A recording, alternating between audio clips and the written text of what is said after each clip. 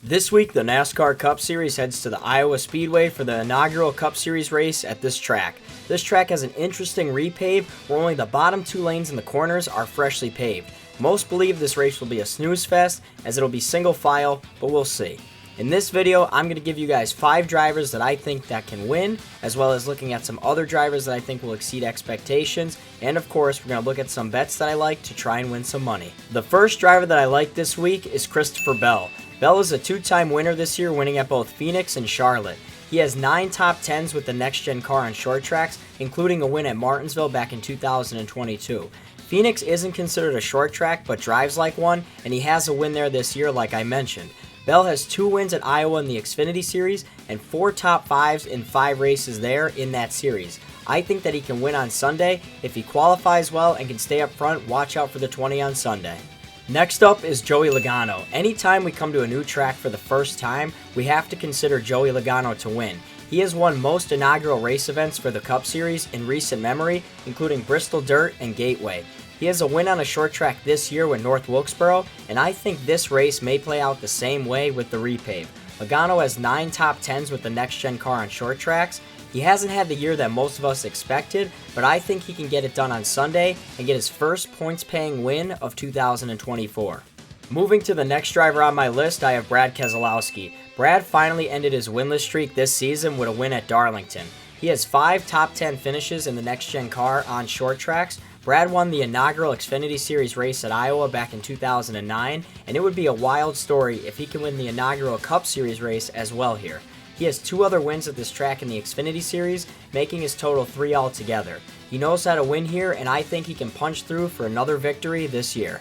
Denny Hamlin is the 4th driver on my list. Denny has been one of the best drivers on short tracks this season, with 2 wins and a win at the Clash. In the next-gen car, he has 10 top 10 finishes on short tracks. He has 4 wins altogether with the next-gen car on short tracks since 2022.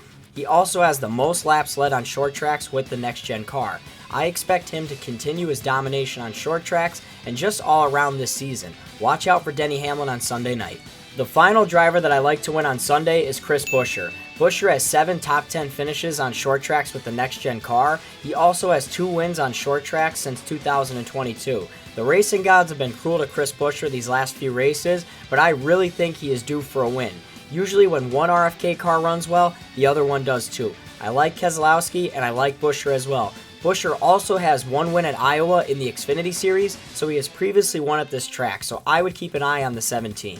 Now let's look at 3 drivers that I think will exceed expectations on Sunday. The 3 drivers that I am looking at are Ryan Preece, AJ Allmendinger, and Michael McDowell. Let's touch on each of them quickly. Preece is a former winner at this track in the Xfinity Series and is known as a strong short track racer throughout his NASCAR career. He has 5 top 15 finishes with the next-gen car on short tracks and is driving for a ride for next year, and I think he'll be a strong contender for a top 12 finish on Sunday.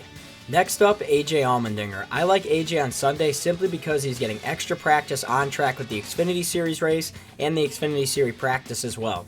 I think for an oval with the Kaulig car, a top 15 is not unreasonable, especially because AJ isn't a full-time driver anymore. Finally, Michael McDowell. McDowell has some momentum with a 2nd place finish last week, and with the next-gen car, he has 4 top 12 finishes on short tracks. I think he can replicate those and finish inside the top 12, but no worse than 15th. Now let's take a look at some bets that I like for this week. I have 2 bets that I'm looking at for Sunday, and that's the top manufacturer bet on DraftKings and a parlay on Caesar Sportsbook.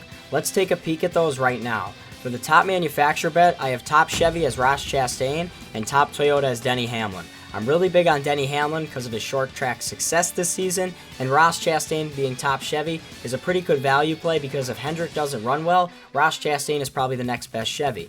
Now let's look at the parlay that I like, and remember, you don't have to do all the legs, but these are the legs that I like and the drivers that I like over the other ones. So for this bet, we have Brad Keselowski over Tyler Reddick, Joey Logano over William Byron, Chris Buescher over Chase Elliott, Martin Truex Jr. over Ty Gibbs, and Denny Hamlin over Christopher Bell. Most of those drivers I picked to win, but the other ones I expect good runs from. I didn't pick Truex to win, but he announced his retirement, and I expect him to run well and maybe possibly win. Maybe I should have picked him. Maybe I'm picking him right now.